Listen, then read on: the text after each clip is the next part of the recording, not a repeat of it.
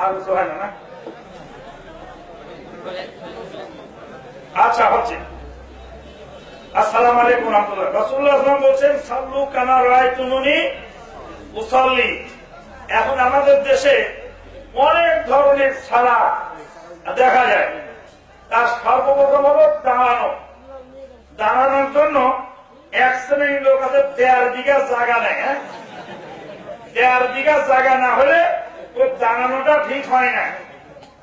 এরা তার খাম্বার মতো, মানে যে টাওয়ার আছে না, বৈদ্যুতিক টাওয়ার, ও উপরে সরু আর নিচে সরানো। আবার যদি কেউ পাও টেনে নেয়, ওর সাথে লাগাতে লাগাতে অধিক চলে যায়।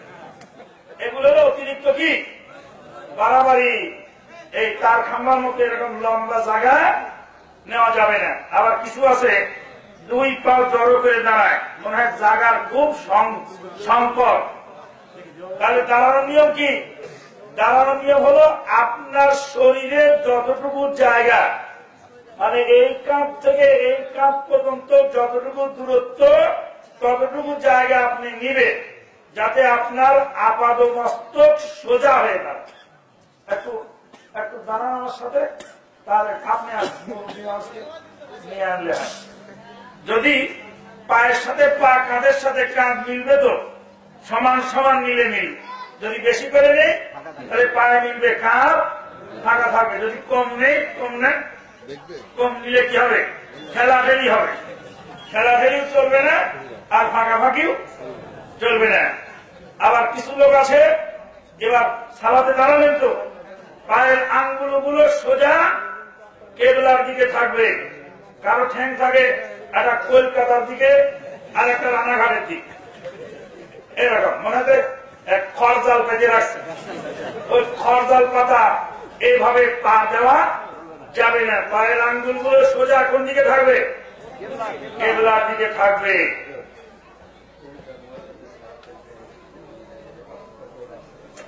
পুরুষ আর মহিলাদের কোন পার্থক্য নেই। যে পার্থক্য আছে পরে বলে দিচ্ছি। এরপরে অনেকে হাত তোলার সময় এরকম কেউ, আবার কেউ আছে কান ধরে দাঁড়ায় থাকে, আবার কেউ আছে 2 আঙ্গুল দিয়ে কানের পর বাড়ি মারে। আছে কি নাই?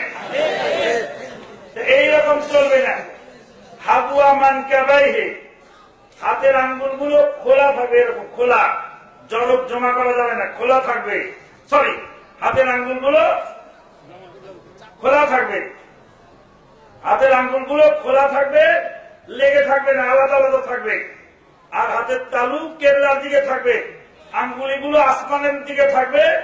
হাত কাঁধ বরাবর অথবা কান বরাবর, সুচে ধরে নাকে সমান করা লাগবে না, মোটামুটি বরাবর হলেই চলে। বুঝা গেল? আল্লাহু আকবার। এরপরে হাত রাখবেন 2 পদ্ধতি। একটা হলো ডান হাত বাম হাতের উপর দিয়ে বুকে, অথবা ডান হাতের এই মাথা বাম হাতের ওই মাথা পর্যন্ত দিয়ে ফেলে দিবেন যতদূর যায়। বুখারীর বর্ণনা এটা, আর এটা হলো ইবনে খুজাইমার বর্ণনা। দুটাই সহিহ হাদিস। বুখারীর চেয়ে অধিকতর সহিহ বিধায় এভাবে রাখতে পারেন। সেজদার দিকে নজর থাকবে। তারপর সূরা কেরাত যা পড়া দরকার পড়বে। এবার রুকুতে যাওয়ার সময় অনেক মানুষকে দেখা যায় যে এইভাবে রুকু করে, মনে হয় যে ঢাকা এয়ারপোর্ট থেকে বিমানটাকে উপরে উঠতেছে। তো বিমান উঠার রুকু করা চলবে না। আবার কিছু লোক রুকু করে এমন ভাবে, মনে হয় বিমানটা ঢাকা এয়ারপোর্টে নামতেছে। তো বিমান উঠা নামা রুকু চলবে না। এইভাবে করতে হবে যে কোমর এবং পিঠ মাথা সমান থাকবে, হাতের তালু থাকবে এখানে, পায়ের এই কি বলে এটাকে, গিরা, পায়ের গিরার উপরে হাতের তালু থাকবে, আঙ্গুলগুলো খোলা থাকবে। এইভাবে ধরা, আঙ্গুলগুলো খুলে এইভাবে খাবলা মারে ধরবেন। খাবলা মারে ধরে এই যে মানে এমন ভাবে টাইট হবে যে ছুটাছুটির কারবার নেই, একদম টাইট করে নজরটা থাকবে সেজদার দিকে। তারপরে সামি আল্লাহু লিমান হামিদ, অনেকে সামি আল্লাহ লিমান হামিদ, লিমান হামিদা শুনুন, সামি আল্লাহু লিমান হামিদা রব্বানা ওয়া লাকাল হামদ হামদান কাসীরান তাইয়্যিবান মুবারাকান ফি মুবারাকান আলাইহি কামা ইউহিব্বু রাব্বুনা ওয়া ইয়ারদা আহলাস সানাই ওয়াল মাজদ আহাক্কু মা ক্বালাল আবদ কুল্লুনা লাকা আবদুন আল্লাহুম্মা লা মানিয়া লিমা আতাইতা ওয়া লা মুতিয়া ওয়া লা লিমা মানাত লা মানিয়া লিমা আতাইতা ওয়া লা মুতিয়া লিমা মানাত ওয়া লা ইয়ানফাউ যাল জাতি মিনকাল জাত। এতটুকু লম্বা দোয়া পড়ে রাসূলুল্লাহ তারপর সিজদা দিলেন। সাহাবায়ে কেরাম বলছেন মনে হতো যে সিজদা দেওয়ার কথা ভুলে গেছে। এরপর সিজদা হবে, সিজদাটা দেখা দেব। সিজদাটা পায়ের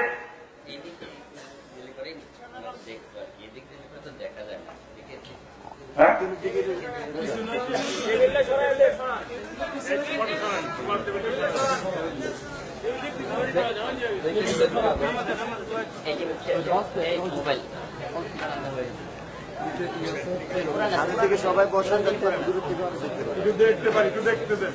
আচ্ছা সিজদাটা হবে,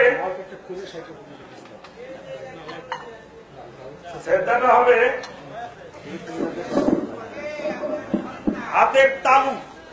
সিজদার সময় হাতের তালু মাটির মধ্যে বিছানো থাকবে, কিন্তু আঙ্গুলগুলি জমা করা থাকবে, আঙ্গুল জমা করা থাকবে। হাতের তালু এইভাবে মাটিতে বিছানো থাকবে। বিছানো হবে কি বরাবর? কাঁধ বরাবর অথবা কান বরাবর। রফুলিয়া জাইনের সময় যেরকম ছিল ঠিক ওই মাপে থাকবে। তো সিজদার সময় অনেকে আছে যে এই ঠ্যাংকে উপরে তুলে ফেলে, এরকম আবার কেউ আছে এরকম রাখে, কেউ আছে এরকম রাখে, কেউ আছে এইভাবে রাখে। মা আয়েশা সিদ্দিকা বলছেন রাসূলুল্লাহ সাল্লাল্লাহু আলাইহি ওয়াসাল্লামকে এইভাবে দুই ঠ্যাং জমা করে রাখতে দেখেছি। আঙ্গুলগুলো কেবলার দিকে থাকবে, পায়ের আঙ্গুলগুলো ফিরে উল্টে কেবলার দিকে থাকবে। হ্যাঁ, এরকম কেবলার দিকে থাকবে। অনেকে আছে সিজদা খুব লম্বা করে এইভাবে, অনেকে আছে সিজদা করে এইভাবে। এটা ওটা কোনটাই চলবে না। এই হাঁটুটা সমান হবে, এই হাঁটুটা সমান হবে, সমান হয়ে খাড়া থাকবে। এই এই হাঁটুর এখান থেকে 1.5 হাত, প্রত্যেকের হাতে 1.5 হাত দূরে যদি সিজদা দেয় তাহলে সিজদাটা হাঁটুরে হয়। সুবহান রাব্বিয়াল আ'লা, সুবহান রাব্বিয়াল আ'লা। নাক, কপাল, হাতের তালু, পায়ের 2 হাঁটু এবং 2 পায়ের আঙ্গুলগুলো থাকবে মাটির সাথে লাগানো। একে বলা হয় ষষ্ঠাঙ্গে প্রণিপাত। আল্লাহু আকবার। তারপর আর সিজদা। সিজদার পরে প্রথম বৈঠক হবে এইভাবে, পাটা পিছিয়ে বসবেন, বাম পা পিছিয়ে বসবেন, আর ডান পাটা খাড়া থাকবে, আঙ্গুলগুলো কেবলার দিকে। কেউ আছে এরকম করে বসে, হ্যাঁ এরকম বসবে। কারণ যদি পায়ে ব্যথা থাকে সেটা হলো ভিন্ন। আর যদি দ্বিতীয়টা তাশাহুদ হয় তাহলে পাটা এদিক দিয়ে বের করে দিবেন। আর শেষ বৈঠকে এই বাম নিতম্বের উপর বসবেন, আর ডান পায়ের নলার নিচ দিয়ে বাম পা বের করবেন, আরেকজনের গায়ে যেন লাথি না লাগে। পার মাথাটা এরকম বাঁকা করে দিবেন, বাস। এরপরে তাশাহুদ। তাশাহুদ পড়ার সময় আঙ্গুল এইভাবে রাখবেন, অনামিকা এবং কনিষ্ঠ আঙ্গুল জমা করে রাখবেন, মধ্যমিকা এবং বৃদ্ধাঙ্গুল গোলাকার বানাবেন। আর এই আঙ্গুল এরকম থাকবে, নজরটা থাকবে আঙ্গুলের মাথার দিকে, আর নাড়াবেন আর তাশাহুদ পড়বেন। তাশাহুদ শেষ হলো, তারপরে ডানে সালাম ফিরিয়ে দিবেন। ডানে সালাম ফিরানোর সময় অনেকে নর্থ বেঙ্গল দেখে ফেলে, আবার বামে সালাম ফিরানোর সময় সাউথ বেঙ্গল দেখে। নর্থ বেঙ্গল সাউথ বেঙ্গল দেখা যাবে না। আসসালামু আলাইকুম রহমতুল্লাহ। আসসালামু আলাইকুম রহমতুল্লাহ। আল্লাহু আকবার। একটা পয়েন্ট বুঝছে, রূপপুর থেকে আমি যখন সিদ্ধা যাও তখন হাত নামবে না, হাত নামবে আগে? রুকু থেকে সেজদায় যখন যাবেন তখন হাত আগে নামবে, হাঁটু নামবে পরে। কারণ রাসূলুল্লাহ সাল্লাল্লাহু আলাইহি ওয়াসাল্লাম বলছেন, চতুষ্পদ জানোয়ার যেভাবে বসে তোমরা ওভাবে বসো না। চতুষ্পদ জানোয়ার ছাগল, বকরি, গরু যখন বসে তখন কি করে? হাঁটু গালা দিয়ে বসে। এটা নিয়ে অবশ্যই ইখতিলাফ হয়েছে। এক শ্রেণীর আলেম ওলামা বলছেন যে গরুর সামনের পা আগে ভাঙে, ছাগলের সামনের পা আগে ভাঙে। আর এক শ্রেণীর আলেম ওলামা বলছেন না, গরু ছাগলের সামনের দুইটা হলো পা আর পিছনের দুইটা হাত। হাত সামনে আসে আর পা পিছনে যায়।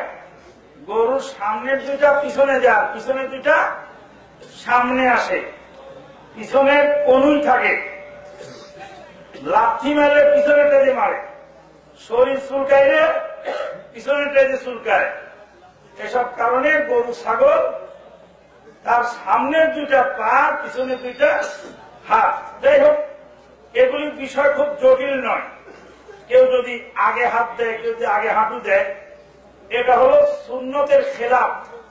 কিন্তু এই কারণে যে সালাত বাতিল হবে বা মারাত্মক অপরাধ, বিষয়টি এমন নয়। কাজে এসব বিষয় ঝগড়ার কোনো বিষয় নয়। সালাম ফিরানোর পরে তাশাহুদের সময় চোখের ইশারা থাকবে, আঙ্গুলের মাথায় নাড়াতে হবে এবং আঙ্গুলের দিক তাকাতে হবে। রাসূলুল্লাহ সালাম ফিরানোর পরে আল্লাহু আকবার একবার, আস্তাগফিরুল্লাহ তিনবার, আল্লাহুম্মা আনতাস সালাম ওয়া মিনকাস সালাম তাবারাকতা ইয়া যাল জালালি ওয়াল ইকরাম একবার। তারপরে সকালে যদি হয়, সন্ধ্যায় হয়, লা ইলাহা ইল্লাল্লাহ ওয়াহদাহু লা শারীকা লাহু লাহুল মুলকু ওয়া লাহু ওয়া হুয়া আলা কুল্লি শাইইন কাদির 10 বার পড়বেন। ইসমাঈল আলাইহিস সালামের বংশের 100 জন গোলাম আজাদের নেকি পাওয়া যাবে। প্রত্যেক সালাতের পরে সুবহানাল্লাহ 33 বার, আলহামদুলিল্লাহ 33 বার, আর আল্লাহু আকবার 33 বার, লা ইলাহা ইল্লাল্লাহ ওয়াহদাহু লা শারীকা লাহু লাহুল মুলকু ওয়া লাহু ওয়া হুয়া আলা কুল্লি শাইইন কাদির দিয়ে 100 বার পূর্ণ করলে সাগরের ফেনা পরিমাণ গুনাহ থাকলে মাফ হয়ে যাবে। সুবহানাল্লাহ 33 বার, আলহামদুলিল্লাহ 33 বার, আল্লাহু আকবার 34 বার। একটা হাদিস আছে, ওটা হলো রাত্রে শোয়ার সময় পড়তে হবে। ফাতেমাতুজ জাহরা রাদিয়াল্লাহু তাআলা আনহা রাসূলুল্লাহ সাল্লাল্লাহু আলাইহি ওয়াসাল্লামকে বললেন যে আমি আটা পেস্টে পেস্টে আমার হাতে দাগ পড়ে গেল, আমাকে একটা দাসীর ব্যবস্থা করে। রাসূলুল্লাহ সাল্লাল্লাহু আলাইহি ওয়াসাল্লাম বললেন যে তুমি তাসবিহগুলি পড়ো, তাহলে তোমার আর দাসী লাগবে না। আল্লাহ পাক আমাদেরকে কবুল করুন, আল্লাহুম্মা আমিন। ওয়া আখিরু দাওয়ানা।